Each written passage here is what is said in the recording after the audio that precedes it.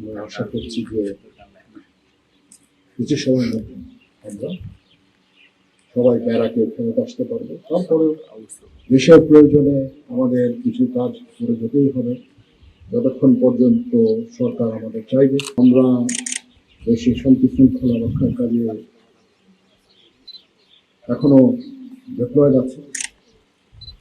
2024 সালে 20 জুলাই থেকে আমরা কাজ করে যাচ্ছি, এখনো আছি। এখনো 16-17 হাজার তারা বাংলাদেশের 62টা জেলায় আছে। তো আমরা অনেক সৈনিক আমরা উইথড্র করেছি, বাট এখনো সম্পূর্ণ উইথড্র হয়নি। ইনশাআল্লাহ আমরা আশা করছি যে কিছু সময়ের মধ্যে আমরা সবাই ব্যারাকে ফেরত আসতে পারবো। তারপরে দেশের প্রয়োজনে আমাদের কিছু কাজ করে যেতেই হবে, যতক্ষণ পর্যন্ত সরকার আমাদের চাইবে। আমাদেরকে মাঠে থেকে বিভিন্ন কাজ করবে, যেমন এখন ফুয়েল ডিপোগুলোতে আমাদের ডিপ্লয়মেন্ট আছে। এরকম টাইম টু টাইম বিভিন্ন কাজে আমাদের হয়তো সরকারকে সহায়তা করতে হবে।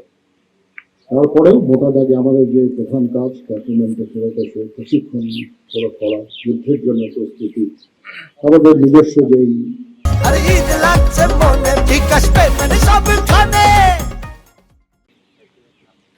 পদ্ধতি আছে, নিজস্ব ওয়ে আছে, সেগুলোকে আস্তে আস্তে আমাদের শুরু করতে হবে।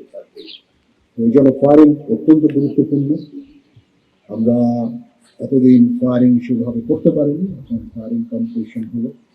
আমি যে রেজাল্ট আমি দেখলাম, ফায়ারের যে দক্ষতা দেখলাম, আমি অত্যন্ত আশান্বিত যে এতদিন ফিল্ডে থাকার পরেও আমাদের ফায়ারিং সক্ষমতা কমেনি।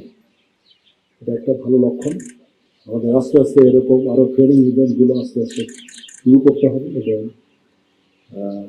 আমাদের যে কাজ প্রশিক্ষণ, যুদ্ধের জন্য প্রস্তুতি, সেনাবাহিনীকে যুদ্ধের জন্য প্রস্তুত রাখা, এটা মোরাল ঠিক রাখা, ডিসিপ্লিন ঠিক রাখা, সেই কাজগুলো আমরা শুরু করছি ইনশাআল্লাহ।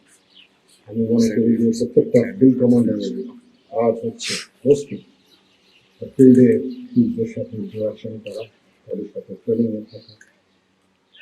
তাহলে